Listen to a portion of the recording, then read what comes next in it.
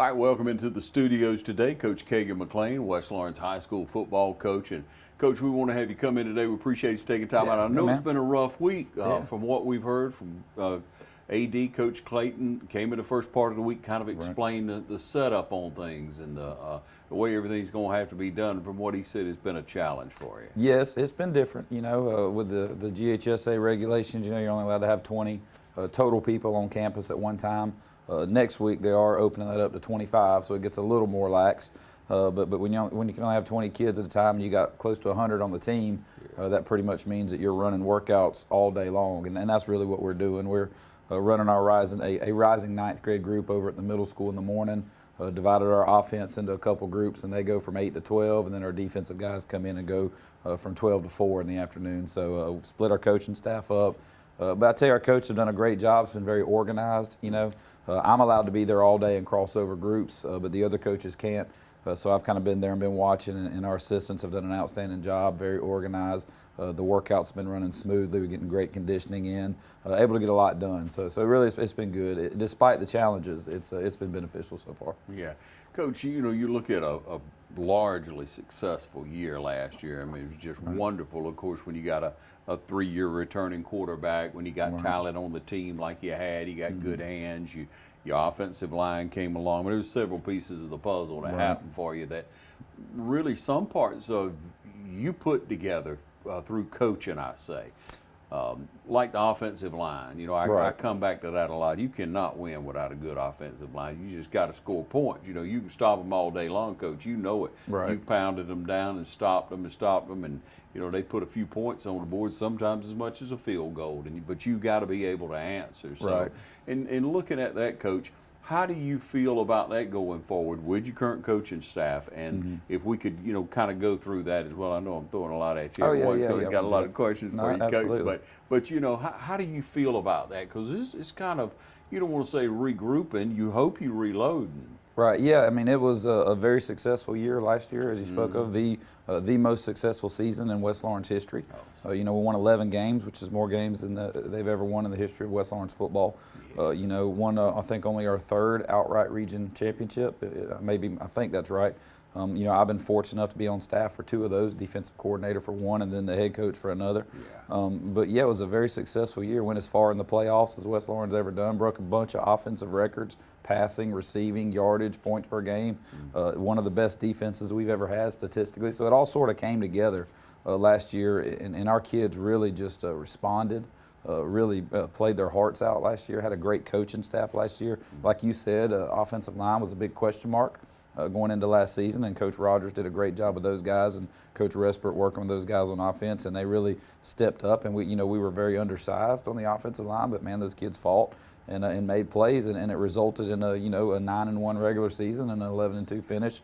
You know, only losing there at the end to the eventual 3-time state champion. You know, in Blessed Trinity. So I thought our kids had a great year. You know, when I look at it, I would say we were probably one of the top 2 or 3 teams in all of Quad A last year. We just had the unfortunate draw of meeting the eventual champion in the Elite 8. But yeah, you know, and you know, you talk about coaching. I got a really great staff. You know, I really think they did an outstanding job of developing those kids to lead up to the season we had last year.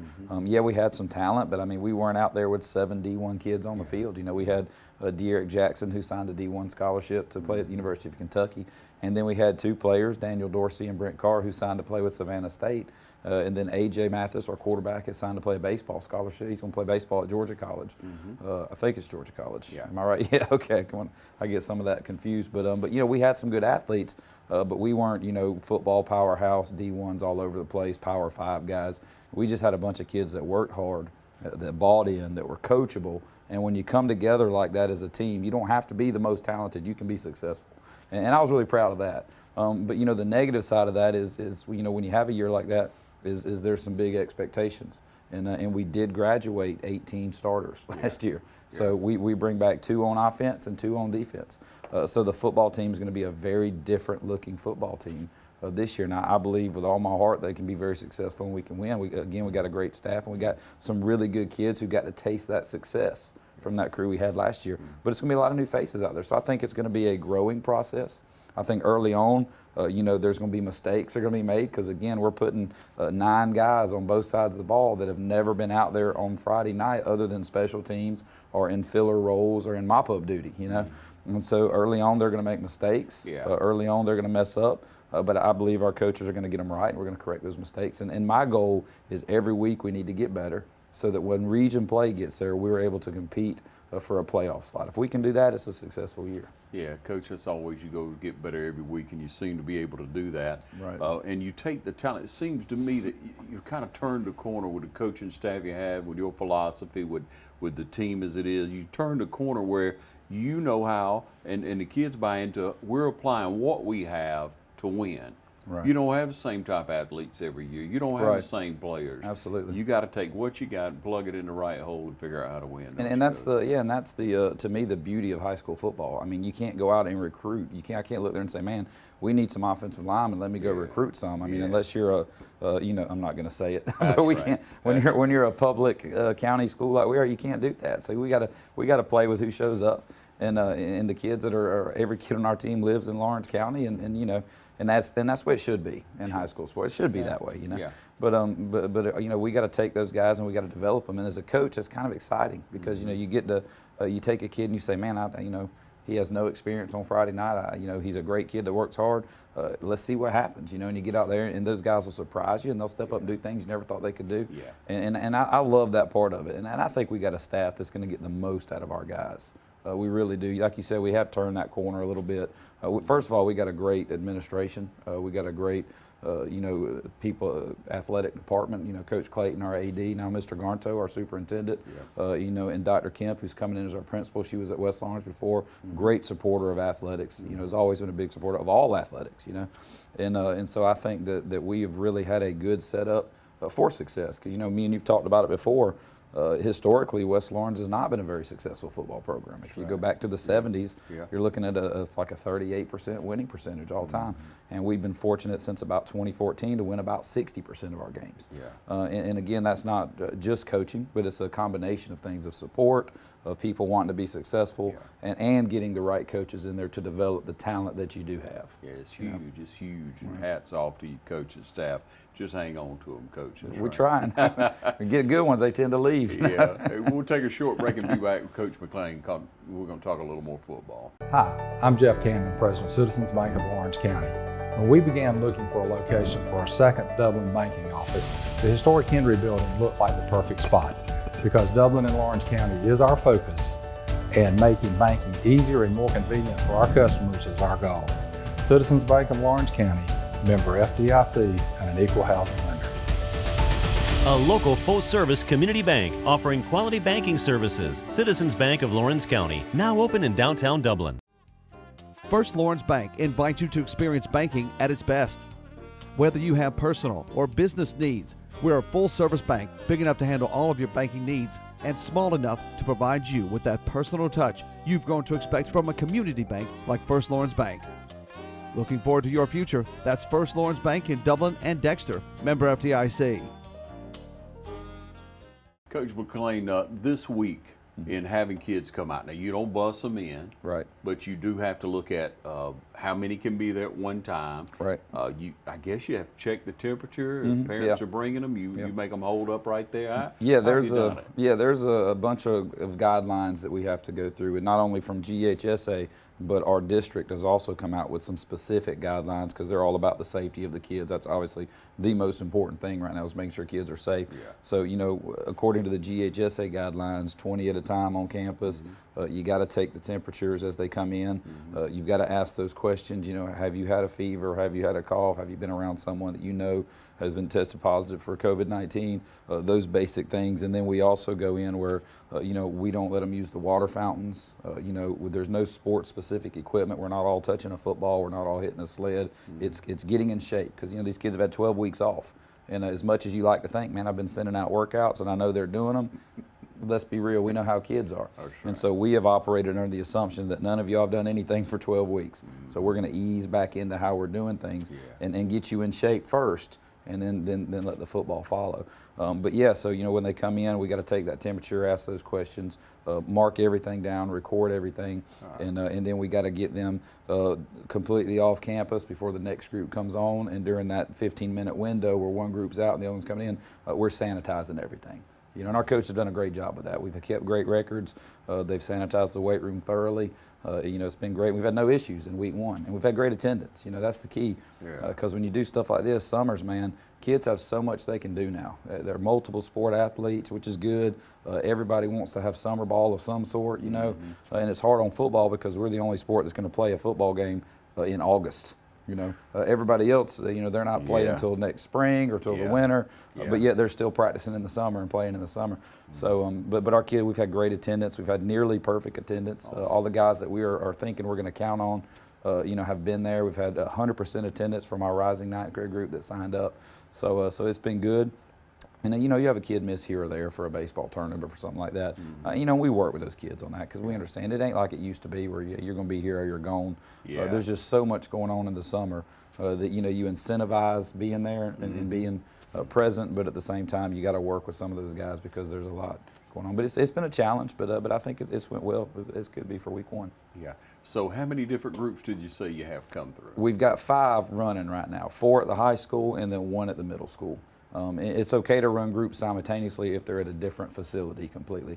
The Rising 9s work at the middle school from 9 to 11 every morning, and then the varsity guys are 8 to 4. Hey, give us a number on that, Rising 9s. Right now we've got about 17 Rising 9s, which is it's a little low, but with everything that's going on, we understand that. I wasn't able to meet with those guys in the spring like I normally would. I go down to the middle school, I meet with them, I get them signed up, and they have a calendar, they know when we're starting and all that stuff. We couldn't do all that because school got canceled, suddenly. And so I had to kind of reach out through Remind and through social media and through some other things to try and get those guys in. So we got about 17. I think that when school starts back, we'll probably add between 6 and 8 more. So we'll get up to that 25, which is about what we average between 20 and 25 rising 9th graders every year for football. We're not, we're a quad A school, but we're a school that doesn't have great numbers as far as athletic participation. We're not going to put 130, 140 kids on the football team like a 5, a 6, a 7A school might, But if we can be we're usually between 80 and 100 players every year, and right now we're sitting right around 90. So we're about where we normally are. I think we will add some though when school starts back because we let those 9th graders, if they don't come that first summer going from 8th to 9th grade, but they want to play football, we'll let them come out when school starts. They're just not eligible for varsity. You have to play JV because you weren't there in the summer and you didn't pay the price. But you can be on the football team that first year and play those JV games and those C team games and all that. So I think we'll be okay. Yeah, but Coach, I got to tell you, with the number of coaches that you have to work with these young people, 80, I don't know how you do it. You get over about 65, 75 kids. Because that's what you're dealing with.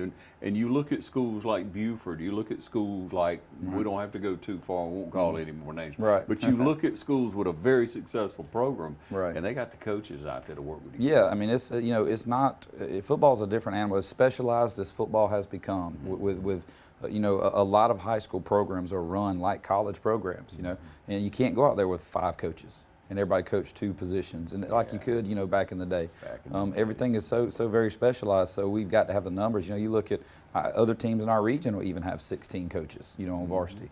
And I tell you, our administration, our system's done a great job. When I first got the head job back in 2017, I said, man, we need to add 3 coaches, whether it be 9th grade coaches or C team coaches or whatever, to get to make sure those young guys are getting the attention. And we went out. They've done whatever needed to be done to add people on the staff. So it's been good. When I needed something, they've helped. Yeah, we trust it'll continue. It's a growing program. Right. We've had success with it. The community gets more and more behind success. That's what we want to see. Right. We go to a game to see a winning team. Right. Amen. And you got to have the coaching if that's going to happen. It's not just, hey, show up and throw the ball out there and let them go. Football's, everybody's got film, everybody's got huddle, everybody, other teams are well coached. So you can't just show up with athletes and think it's going to happen. And if you don't have great athletes, you better be coached up or it's going to be a long night. But and you've been there and done that, Coach, and don't want to go back. Right, and we've been able to add some coaches even this year that I think are going to be great. Tell us about it. We've added Matt Walker's come to us from Hawkinsville. He's going to coach our C team.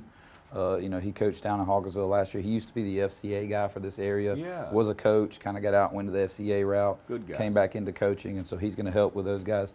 We've added Carlos Jones back on staff. He's going to coach the secondary with me.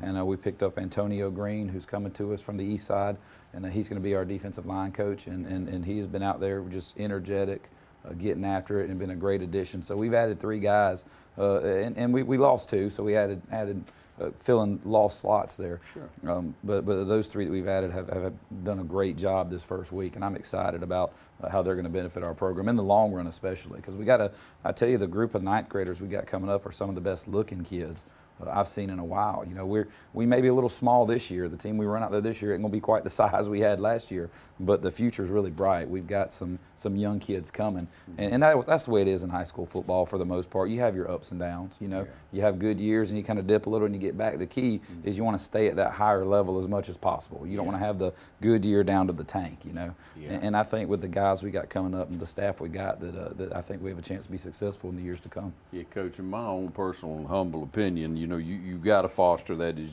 as I'm sure you probably will agree, I don't know, but you got to foster it even from rec ball, but you got to foster it in that middle school. You got to get those big kids, those good-looking kids. You got to get them interested in that. I mean, nothing wrong with blowing the horn or being in the band, whatever else it is, just playing basketball, just doing baseball, but come on, you got to encourage those kids, because that's where your strength's coming from to feed that program. Absolutely. You got to have it from the middle school, and you got to get those kids in, and you got to, you know, some of them, they'll come into high school and they're a little, you know, intimidated about playing football and a little hesitant. And you got to kind of get them over and put your arm around them and say, look, we're going to take care of you. Come on out and play. And we got to get those numbers to get in there and to continue the program. But I feel good about the group. We've got some size coming. We've got some athletes in that group coming up. And it's tough, you know, because you know, we're rural in our community, and so a lot of times in the rural communities, you know, kids have to work. You know, kids are out there helping dad at the job. They're out doing those things, and so it's tough. And we do lose some kids every year that say, "Hey, man, I got to go to work," and we understand that. We try to work around it as much as possible, but it is what it is. Yeah, and just to encourage some of you parents out there, some of you moms and dads, you got a young kid, and you know, they don't mind the physicality of things. That's in my opinion, that's first. And then you don't know how your kid's going to grow and develop, because I know in my own personal experience, you think a kid's going to be here, and then next year, the kid's here. Right. You know, and all of a sudden they're filling out all over, because once they get into high school situation, y'all try to expose all kids, if they're any way interested, even if they're not in athletics, come on in here and work out with us. Let us show you how to work out. And once that muscle starts showing up on a kid, once they start developing, you don't know what you got to work with. It'll show up out of nowhere sometimes. So if you got a kid coming along there, you know, young, they're coming into middle school, you know, you're thinking about, okay, they're pretty physical, or they got a little size, you need to get them involved. Because you don't know what you may offer to them. Being a part of a team, an excellent program, a program where Christian leadership is there for you, and more people coming in. You mentioned Matt Walker, Walker, yeah, it's been a minute since I saw him. So, you know, grew up over in Dodge County, led FCA all over the place for years. You couldn't ask for a more positive Christian influence to feed into these young men's lives. I know, again, personally, that when I turn my son loose out there, I know what impression he's getting now. There are going to be some things, because they're young people, they're kids, you know, going to have them. But when it comes to the leadership, comes to the coaching, you got Christian values being displayed. Nobody is verbally abusing any child out there. That's not going to happen. That's right. It's building up. And I tell you, you know, we're fortunate because, you know, we've got, you mentioned Matt Walker, who's an FCA guy. But we've also got 2 coaches on staff that are pastors of churches, you know. And so we've got that influence. You know, you got Carlos Jones and Dwayne Gibson, who's been there for years. And as far as character goes, I will put this staff we've got up against any staff I've ever worked with as far as just the overall character of the men that are out there. They're out there to love on those kids. They're out there to teach those kids life lessons that you can only learn through competitive athletics before you get out into the real world, you know. And so I mean, personal accountability, responsibility, hard work, mental toughness, things that they're really lost on our society, because, you know, we're all about, well, you know, if I don't feel like doing something, I'm not going to push through it. Well, that's not the real world. You know, we tell our kids all the time, there's days I don't want to get up and come to work because I'm tired or I don't feel good, but I do it because my family's dependent on me to get out there and make a living, and it's the right thing to do. And just like you may not feel like going to practice or doing that workout, you're going to be mentally tough enough to push through it, because one day you're going to have a job and you're going to have a wife and you're going to have kids that are going to be depending on you to go out there and get it done. And those are things you can learn through a competitive athletics, and those are the things we're going to teach first and foremost, and then the football is going to follow. And I got to mention the times that I've heard coaches and heard it expressed to me, coaches pray over these young people. Right. Is invaluable. Yeah, and we're going to do that. I mean, period. And I know that in our day of political correctness, that's not always the thing to do, but I promise you, we're going to make sure that we're going to pray for those guys. We're going to be there for those guys, especially with all the stuff that's going on in our world today. If those guys ever want to sit down and talk and vent or hash things out, we're going to be there for those guys, because it's important. The most important thing is that those kids are kids. They're human beings made in God's image. We're there to love those guys and to try and train them up in the way they should go, alongside their parents who are doing the main job of that at home. We're not trying to take the place of those parents. We're trying to come alongside and say, we're trying to push you in the right direction to be a positive member of this society, and to get out there and to do something with your life that's meaningful and that matters. And we're going to do that first, and then we're going to do the football along with that. Yeah, that's awesome, Coach. Take another short break. We're going to be right back with you, all right? Hey, I'm Tasha Rowland, inviting you to come out to the Cloverleaf Restaurant to enjoy all-you-can-eat buffet. We are now cafeteria style.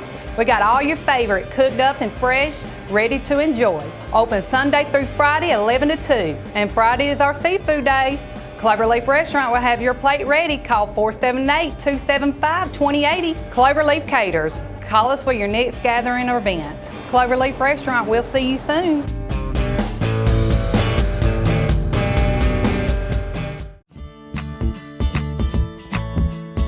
Hi, I'm Matt Sapp, inviting you to come see us at Dexter Meat Company. For fresh hand-cut meats, try our St. Louis ribs or our seasoned ribs. If you like sausage, you'll love our original, our Cajun sausage, or try our jalapeno cheddar, smoked, or ghost pepper cheddar sausage. That sure enough is hot. Our pork selection includes cubed pork, boneless chops, Boston butts, and more. We invite all our neighbors to come see us for the freshest cut of meat. Remember, we cater to. Call ahead and we'll have it fixed for you.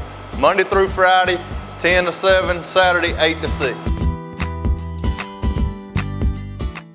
So, Coach, we talk about building men. You got the men of summer that are going to have to show up, man, and work out. But you do get a T-shirt at the end of it, but you get a whole lot better, don't you, Coach? Yeah, we try to incentivize that summer attendance. We have a couple categories. If you have perfect attendance in the summer, we're what we call an Iron Raider. And you get the T-shirt and all that good stuff too. But most importantly, you get to go first in everything we do. It doesn't matter what grade you're in. If you're a 9th grader and you're an Iron Raider, you're going to go eat before a senior that wasn't an Iron Raider.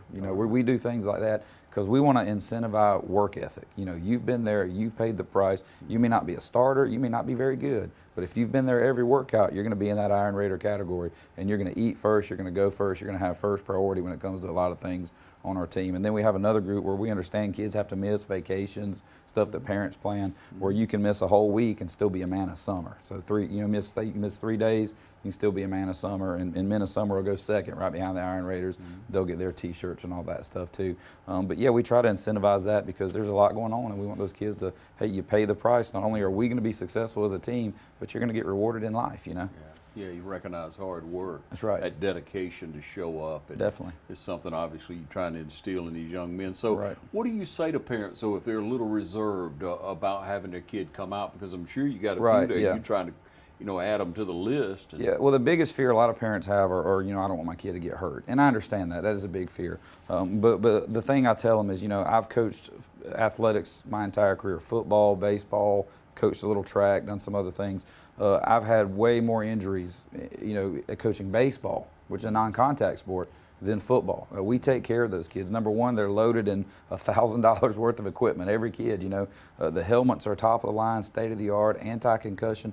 I don't know if we've had a legitimate concussion at all last year. In fact, maybe one in the last 3 years. Things are going to happen, but when you run that many kids through that many plays, that's a remarkable safety rate. You know, Yeah, it is. the shoulder pad technology has come so far that kids are. I mean, we don't have a lot of those. There's always any.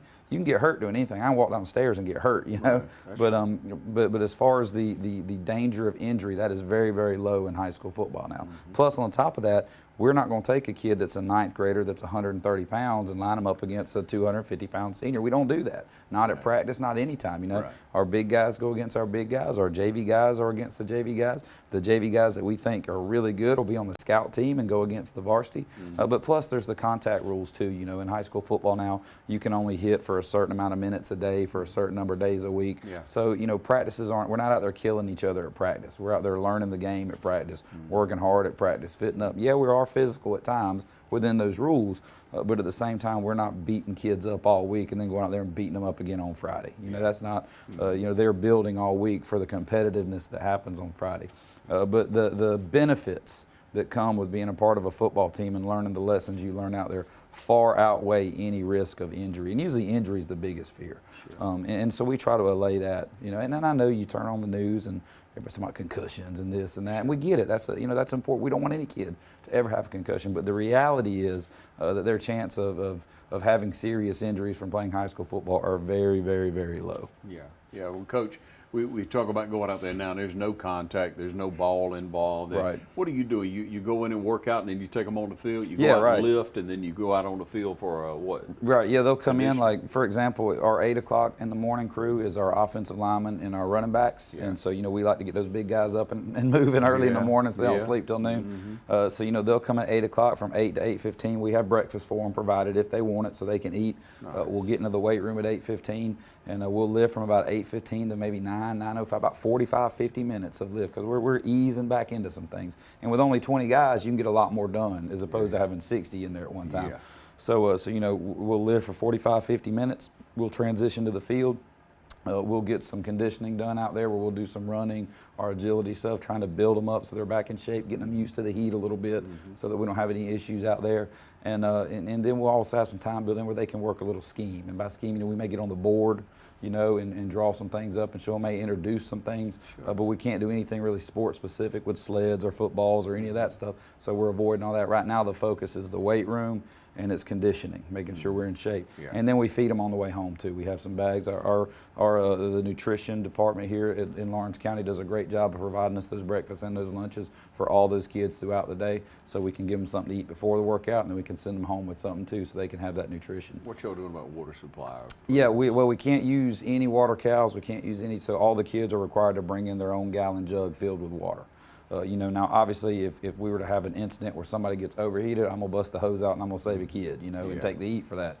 But I don't think is the way we're gradually introducing everything, that's not gonna be an issue, because we're not out there trying to run anyone to death in the first week. You know what I mean? You know, it's kind of like you got to build. You don't take a kid that's never had weightlifting and try and throw 300 pounds on his back and say squat it. You know, that's dangerous. And you don't we're not make doing him work that. out for an hour. No. The sets are so he can't move. The sets and the workouts are much trimmed down from what we would do in the off season. You know, because I know these kids have had 12 weeks off. And so we're in there. We'll get one core lift in, a few agilities, and then we're going to go outside. Our auxiliaries, I mean. Then we're going to go outside and do some running and some agility, light stuff, just to ease back into it. And our kids have really responded well. And as the summer goes on, we'll pick up the intensity a little bit. Sure you know? will. Yeah, sure you will. How are we looking in a perfect world? If everything continued the way it is, open up. Right. What are you thinking about maybe any kind of pass leagues this year? Yeah, well, I'm hoping that maybe after the dead week, because, you know, we've got next week and then the week after, and then you still have the GHSA mandated dead week, which I'm assuming is still going to be in force. You know, after that, I'm hoping by then maybe things are opened up where we're all practicing together, and then we can talk about some passing leagues and all that. But this has been a crazy summer because everything's week by week. You know, normally I've got a June, July, and August schedule. I give them out way back in, you know, like April, and say, hey, here everything's planned out. Here's the dates. Try and schedule vacations around it. Let me know if there's conflict. We'll work with you. But we haven't been able to do that because of this. So we've just kind of been week by week. Hey, next week, here's what we're doing. And at any minute, I'm sure they're going to come out and say, hey, all right, now you can practice 50 kids at a time. We're going to have to regroup guys, you know, in order to get it done. But yeah, that's kind of the way it is right now. I'm looking for, if we do any of that at all, it'll probably be July before they'll let that happen. But we'll see, you know, and I mean, you got some school systems talking about doing online school completely, and you know, so that's going to affect athletics, because you're sitting there saying, hey, you can't go into the classroom, but we're going to let 90 kids go on the field, so we'll have to see, you know, how they end up doing that. You know, I know some of the baseball tournaments this summer, they're not letting fans in the stands, so it's a different time right now, and all we can do is take it, you know, 1 week at a time and see what the regulations are and do the best we can around them. Yeah, I'm sure you will, Coach. We appreciate everything you're doing. Now, let's say fundraising, anything that you normally do, and here it is, you know, we're going to get into the summer and kids can't get out. Right, and it's tough to go out there and say, hey, we want you to go out and get your parents and get your family members to put money into this program when some of them haven't been working or haven't been able to work, you know. A lot of people have lost jobs or been their hours cut back, and so I'm not going to go out there and put any family in a position where they feel like they have to choose between you know, a little extra money or their kid playing sports. If their kid's going to play, we're going to find a way for them to play. No matter what we have to do. We'll worry about the fundraising later, you know, and trying to get back. If we have to play catch up, we'll play catch up. But plus, business has been hard on businesses. I don't want to go out there and hammer business and say, hey, give me a bunch of money, even though your business has been struggling. You know, I mean, it has affected a lot of people. But Coach, are you saying that if you have a kid that wants to come out and play, doesn't have a pair of cleats, something like that, you might be able to help? We'll do whatever we can. I've always we've been fortunate. We've had a lot of places. I know Academy a few years back donated a bunch of extra cleats to us that we've had. I tell parents all the time, don't let finances be a reason that you don't. If your kid wants to play football and you ain't got a dollar to invest, we'll do everything in our power. I know people in my church, people in the community that will gladly donate and help out to do what we need to do. You know, for those that really, really need it. You know, but unfortunately, that's never been an issue with us. We've had kids that, you know, if they need the cleats, we've had some that we could give them, or we've had coaches that buy it for them. You know, say, look, man, I'm going to help you out here, donate it, because that's what we do. You know, we pick kids up for workouts. We take kids home all the time. You know, if a kid needs cleats and we can't get it raised, I'll buy the kid a pair of cleats. I mean, we've got to. I want them out there. I want them part of the program. I think it's a positive influence in a very negative world. And if we can do that, you know, whether we win or not, I can sleep good at night knowing that, hey, we've tried to do something positive with these guys when a lot of them don't get a lot of that. There you go. Coach, thanks for joining us. Yeah, man. Glad to do it.